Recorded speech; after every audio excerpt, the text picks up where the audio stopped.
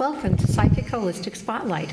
I'm your host, Josie Way, and tonight with us as co-hosts are Kathy Medeiros and Ken Demers, and our guest is Lori Grant. She does full spectrum healing. She is a radio show host. I'm going to say this and she'll say, oh no, an expert in boundaries. I won't say oh no. Because that becomes the subject of most of her radio shows. And there are call-in shows, so she's on her toes. I am. Ready with answers. I am. Okay. So how did you get started? Wait a minute. Before we do that, I'd like to do it at the beginning of the show, and I'd like to do it near the end of the show so people have time to get a pencil and paper. When's your show? My show is the first Wednesday of every month at 8 p.m. Eastern Standard Time. And you can access the information at true2uradio.com. Is True there a to the particular number. a radio station? Nope. A number? Nope. Oh, it's an internet? Yep, internet radio show. True Okay. to you radio. But the 2 is the number 2. All right. Keep talking. How did you get started?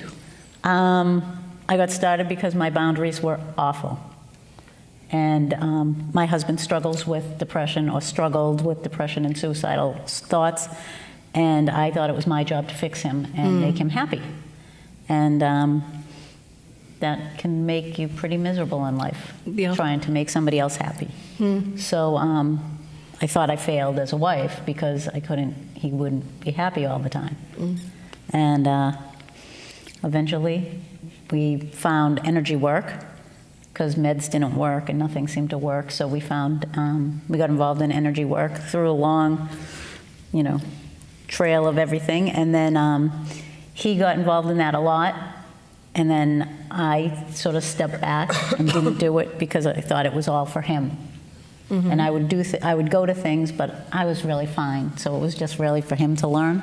That was really good, right? Mm-hmm. Can you see my eyes roll? That was very bad on my part. So I finally realized, I got a lot of issues myself. So my biggest issue was I think I'm supposed to fix everyone, and no one's ever supposed to help me. So I can identify with that. The conundrum I've been there. of the boundary issue was, we think it's really helpful to just serve people, but it's really not. It's not good for our own boundaries, and it's not good for theirs to just always be in that save mode. Yeah. Serve mode is good. Save mode isn't. But serve mode, if they don't want it, is just as bad as anything that you can do for yourself or for somebody else. Yeah. So that's how I got involved. Like my life was just falling apart. I was screaming in the towel one day when my husband left to die. And I was like, how did this become my life? And then I reached out for help for the first time. And we were married 15 years, I think. And I finally said, I can't do this by myself anymore. Mm-hmm. And it was awesome. It was awesome reaching out to somebody else, except the guilt that came with it, because I failed as a wife because I couldn't help him. So that was like the next level of healing for me. It was like, oh, great, I overcame it. I asked for help. And then I was like, oh, crap, I'm the worst wife in the world because I couldn't fix it. So it was a very intriguing time. It takes a while to process that. Yes, it does. And I was in school. I was going to school for energy medicine at the time, and it's still... How old were you? How old was I? Then. Seriously, then? 15 years. No, it was about 5 years ago. Oh, well, I wasn't sure if you were talking like 20. No. 5 years ago, like everything sort of blew up. I mean, I knew there were issues, with me around that, but I didn't know that they were so embedded in my soul. And they tend to be pervasive, Yes. involving everything and everyone. Every aspect of our lives. Usually when you have one big issue like that, it shows up everywhere. And that's really what I specialize in, is like, it's easy to see it sometimes in one area of our life, but then all of a sudden you realize, oh my God, I've been doing that since I was 5. And you can track it all the way back and go, Like, I thought it was all because of him. You know, like, I thought all that boundary stuff came up because of him. The issue was trying to fix other people? Yeah. They have a problem. It's my job to fix them. I'm supposed to help them. It's my responsibility to help them. How much of that do you think was ingrained into you as a child? All of it. Like, well, firstly, I believe I came into this world with it. I think that was one of my my sacred Goals. contracts. To go through that experience. To of taking figure over out how to resolve that experience and learn that everybody else's issues are everybody else's and mine are mine. Yeah. And It's a tough distinction at first. yes. And so I think I came in needing to learn that. But so I can track back to when I was a little kid. Did you ever do a past life reading on it out of curiosity? Or? I'm not a big, I've done past life stuff, but I'm not a big past life person because I believe that you have to resolve the issue in this life. So the problem, I am positive the problems occurred in my past life, but I can only fix it in this life. Well, yes and no. Past lives is simultaneous to this one. Yes, but I'm living in this one. So if you're fixing it here, you're going to fix it there. Right, but you first can't- you have to be aware of what the problem is so you can fix it here. Right, but the problem's occurring in this life, right? So if I don't fix the boundary issue now with the people in this life, it's not going to fix them in any other life either. That's my view. Of course, you get to believe whatever you want to. I think half the battle is just knowing what the issue is. Right, right, At least, yes. you know. So I go back to a core event. My that son mine wants to was triggered. save the world, so that's his, leads to issues for him. Yeah, it's going to be a big battle for him. Yeah. Yeah. We can only save ourselves. It's never our job to save another human being. And that goes back to, it was quoted in similar terms from Buddha, that we can only save ourselves. Sort of like be the change you want to see in the world. You can try all you want to change somebody else, but if you don't do the work yourself, So you have it doesn't make a difference. It has you to come have from you clients first. come in to see you. Yes. Do they tell you what the issue is? or- Most of the time they don't know it, Okay. right? How often do we know go it? about doing it? That's what I'm, how do you find that's the issue? A little bit of conversation, right? I'm a life coach and an energy healer. So conversation to start, and then sort of listening to letting go of the story, the details of the story, and getting to the essence of the issue. So it doesn't take much for somebody to tell a story about what's happened in their life and then ask them another story.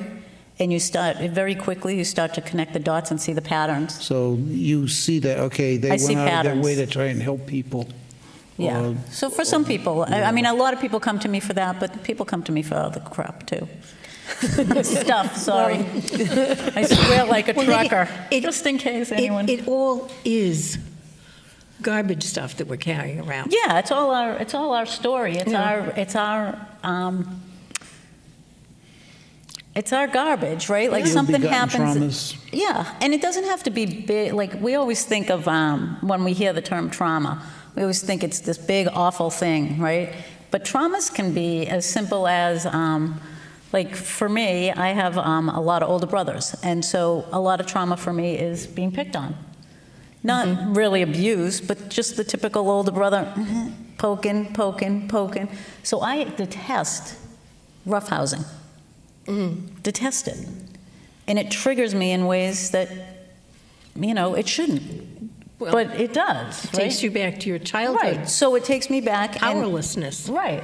So whatever issues come up, like that, for me, that was a trauma. So people, what I find is, like, a lot of the people I work with think if it wasn't like a major trauma, like abuse or, something like this, it doesn't count. But most of our issues come from the little stuff. Not that, like the big stuff's easy. If you were abused and you were molested or anything like You that, know what it is. You know what it is already. And you know it was a big thing. Right. It's the little baby stuff. And A lot of times it's the everyday stuff that we don't and a realize. lot Yeah, of it the- is you the know. chronic little everyday stuff. But how much does that bother somebody? It bothers you. It changes your life. You create you create limiting beliefs based on all that stuff, from the time you're, knee high to a grasshopper, and you alter every choice you make in your life based on those beliefs, thinking that you make them consciously, and we don't.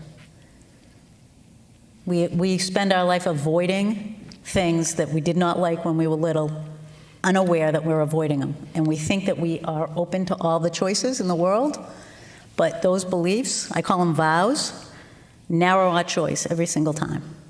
So it's kind of like a deprogramming of sense. You have to unlearn, and you have to figure out what they were to unlearn them. That would probably sounds like the hard part to me. I mean, if Unlearning it? figuring out what the hell they were. Yeah, it's work. I mean, that's why you hire a coach. I have a coach because I can't figure out my own stuff. It's easy to figure out somebody else's because you're not stuck in the turmoil of it. Somebody comes into you and they've got a history of their big brother poking them. How do you go about figuring that out? You ask questions. What kind of questions would you ask? So you would ask what's going on in their life now, because whatever pattern they created, so it happens now, and then you say, when was the last time you noticed that you did that? What was going on? When was the last time? What and pushes your button? And you keep going back and back and back, and eventually you get a little ding. A little aha moment. Yeah. It's a lot easier than you think. You just need somebody to, it helps to have somebody coach you through it, because we can get caught up in it and think we figured it out when we got one piece of it, but we didn't get all of it. So I go back, like when you said powerlessness, I go back, and what I had was, we had a big no telling on one another kind of thing, right? Oh, you and your brothers. Right, Okay. no tattling, right? The standard thing. So I was afraid to tell on them because I didn't want them to ever get in trouble. Because I knew that when they were picking on me, they weren't supposed to be. Like that was against the family rules, right? Like my father would have gotten in trouble. So from the time I was yay tall, I would take the abuse Rather than snitch. rather than let them get in trouble, because that wasn't okay for them to be in trouble. I had to protect them. I had to. So in your professional life, you see a coworker doing something wrong and you don't want to do because Right. of the same. Right, so you see all the little, so all of a sudden, like, options disappear, right? Before I knew what it was. Now I go, oh, well, you're going to have to let that go and work through that and say something. But when it was going on, when you're not aware of it, you live, like, I've left jobs that were too difficult and because I didn't want to make a fuss. I've just left. Instead of standing up for myself because I didn't want somebody else to get in trouble, I've left the job because that would be easier than putting somebody else in harm's Yeah. way. So that's what I mean by a belief system that strong.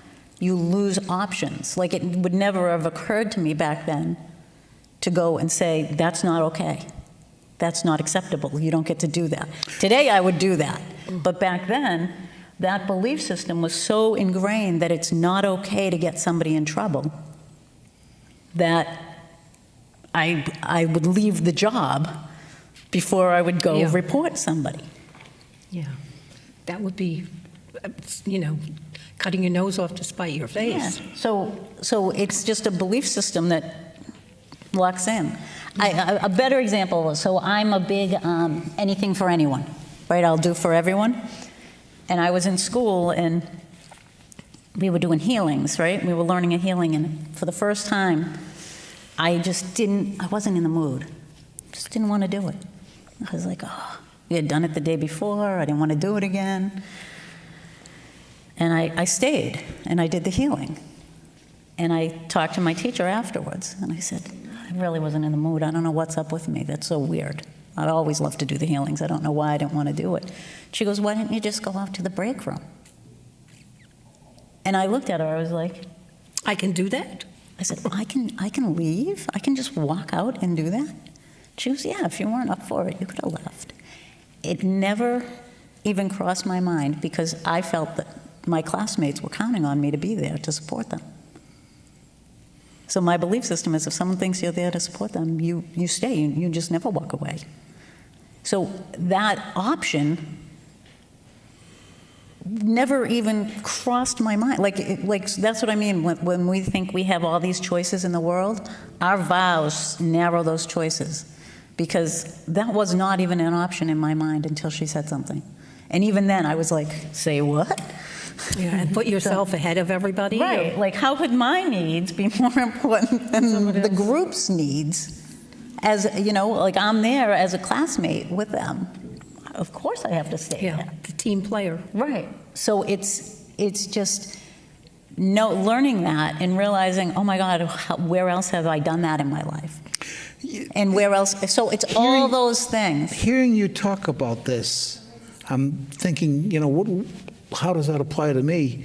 And I'm coming up with things like somebody is saying something that I know is not true that affects me, but I just keep quiet about it and let it pass on. Well, there is picking your own battles. There are some people you just don't want to be bothered.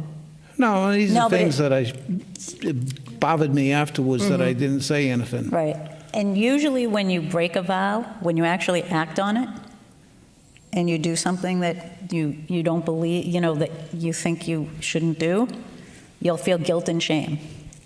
So anytime, this is what I tell people, anytime you feel guilt and shame, do a happy dance. It means you're clearing a little bit of your vow away, and it means you're opening up your mind and your heart to be able to do things that Give me you a couldn't do. 50-cent definition of what a happy dance is.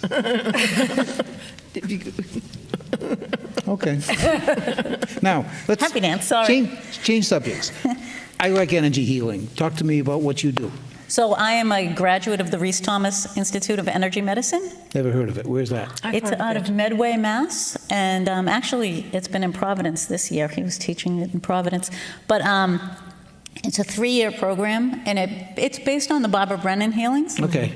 So Barbara Brennan's healings are all full-spectrum energy healings, and that's what he taught us. And it's also, he does a lot of work with crystal bowls, chakra work. Sound healing. Sound. Everything is sound, right? Full spectrum. Sound, Vibration. color, vibration, all that fun Color stuff. therapy. So it's all that kind of stuff for the blended. blended Color together. therapy was very popular for a while. I don't see too much of it now. This isn't color therapy, though. This is just using the colors you of the said chakra. force by Right. So when we're running the healings, when I'm running the energy through, I'm seeing the colors run through as well as the vibration and you're seeing the color in the person. the color and the chakra, yeah, running through the person. Okay. And how are they changing? How are the people changing? Or Well, you have to ask them. somebody lays down on the table, you're seeing what, and as you do the healing, it changes to what? So I usually go by feel as opposed to see, because for me, I'm not as visual. Okay. So I feel when their chakras are opening and rotating in a healthy way compared to when they're not, when they're squashed or when they're flat or when they're rotating counterclockwise.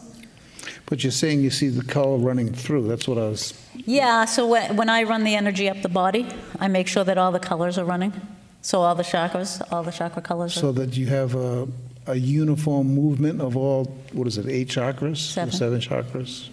7 major Well, 8 ones. for the one up above. No, 7, this your crown. No, the one up Oh. above. The higher self. Well, I do 12 gateways because we have some spiritual points and such. So, but the 7 chakras, it's basically the colors of the rainbow. Okay. So I make sure that they're all running through the So body. that when you look at a chakra, it's supposed to be green, and you want to make sure that you have a green. Well, I never look at the chakra as a certain color. I look at the energy around it as that color. Oh, that's different. Because when I see chakras, I can tell that they're spinning in the right direction of like this, like kind of like mucking it. Right. It slows down the energy spinning. Right. So that's how I see the energy work that way. The chakras. I don't see the colors too much. Yeah, I see the colors around it, but I don't see the chakras themselves, I don't see as in color. I see them Okay. more flesh toned, and I just, and if they're working. But basically, you're looking to make sure that they're in what the Yeah. color hue And- that they're supposed to be in. Yeah, in that area, and then if it's not, then I'm sending that energy and making sure that everything is flowing. Now, when you're looking at the 7 chakras and the spiral that's around them that you're identifying with, Mm-hmm. what happens if one is really big or really small? Does that indicate something to you? Yeah, sure, it means you're either running excessive or deficient And in each chakra. how do you correct it? So when I'm doing the healing, I bring everything into a healthy place for that person. So it's going to be different for each person. So depending on what your own energy is, like somebody who has big energy, their chakras are probably going to run much bigger Yep. than somebody who doesn't have that big energy. But I'm saying, So- you're looking at the person as a whole, and there's a ratio of sizes that's... Yep, I'll get what's them all supposed so to that they're where they belong on the body. So each person's going to be different. be. Okay. If you want to change the size of one because it's too big or too small I don't. to match everything else, I don't want to change anything. I allow the energy in the body to do what it's supposed to do for the body. I'm not forcing anything, right? It's not my job to force it. My job is to open up the chakras so that they run at their optimum level for that so person. you don't add energy or... No, all I do is smooth it off, I can hold the space for the energy to come in for that person. What does but that mean? Hold the space? Yeah. To allow for my energy in my body to be where it's supposed to be. It models for the body that's there, for their body to allow where it's supposed to be. I can't say, well, I think your third chakra should have a bit more juice. So I'm going to make it have that, right? Because that's a boundary issue. That's me thinking I know better than what her body actually needs. So all my job is, as a healer, is to make sure that the body that I'm working on, the human that I'm working on, is open as they are supposed to be open, not my version of it. Okay. It's I've never totally heard anybody use the term holding the... I've only heard it once before, holding the energy, and I didn't really understood what it meant. Yeah, it's never the healer's job. The problem is, right, like a lot, I think, when, as a healer, you start thinking you know what that person needs more than they do. Well, the time it was used for me was I was in a non-physical body, and when Christ was being born, my job was to hold the energy. I had Right. no idea what that meant. Then how did you do it? I have no idea.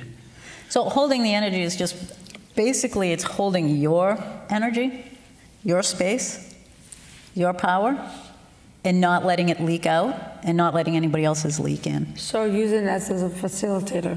So it doesn't get contaminated. Yeah, you're holding your aura. So it's really hard to do. It's a big challenge. I didn't even know what it meant. Yeah, it's a huge challenge, and that's where boundaries, right? That is like the epitome of the boundary. Is like we always think I'm not letting anybody in my space, right? Like I'm gonna have my space, but if you have it that strong, that like it's bouncing off, right? The aura can be gentle. Yeah. It doesn't have to be. I mean, sometimes you need it to be that strong, right? When you have somebody really coming at you, like An average person, their aura goes out like 800 feet. They're huge. And there's a woman, Virginia Fidel out of Montana. She's like probably the best aura reader in the world. And when she was like 15 years old, they took her to Spain to study her abilities. She's 65 or 70 now, maybe, I don't know. And they're driving down the highway, And she looked over and she saw what she thought was God's aura. There was this aura about 3 miles across, and she screamed. And the guys driving the car stopped the car. They all speak Spanish, and she's American English. So they stopped the car. She jumped out of the car and went running across the plains up over the top of the mountain. 15-year-old girl from Montana. She's in good shape. And she got to the top of the hill and looked down, and here's this guy with this aura that was just humongous. And he turned around and looked at her and opened his arms, and she went running down to him and hugged him. And about then, the two guys are panting and puffing. They catch up to her, take her, and leave. So she has no idea who that guy was, but he had a 3-mile aura. So, I mean, when you start talking about the size of auras, it's a little different. Right. Well, and but it's still, no one can invade yours unless you give them permission. On some level. On some level. Not consciously. Most of the time, it's not conscious. So when we talk about stuff like that, it's never, you don't consciously go, yep, I want somebody to come into my space. But we do unconsciously all the time. It's called graspiness, right? People are not nice, and they... Well, I disagree, but okay. Thankfully, most people are not capable of affecting other people's auras intentionally. Like black magic type stuff. Right. But the negative way that they conduct their lives affects other people's vibrations. If they have lousy boundaries, it certainly will. Yeah. The practice of healthy boundaries will mean that your behavior won't affect my mood or my energy. Mm-hmm. A healthy boundary will be like, wow, I'm going to send him compassion, he's struggling. An unhealthy one is going to be like, what the hell's the matter with him? Right? I mean, it's hard. I'm not saying by any means that I have it all mastered, but but it's 5 years is not a long time. Well, I've did like at school, but I've been doing this work for a while longer. But it's I've been doing coaching and that kind of stuff since 2000. Previous to that. Yeah, okay. Since 2000. I have to interrupt to say thank you to our audience for joining us, and thank you for being our guest. Thank you, Kathy and Ken, for being our co-host. We have a minute or two. Radio station.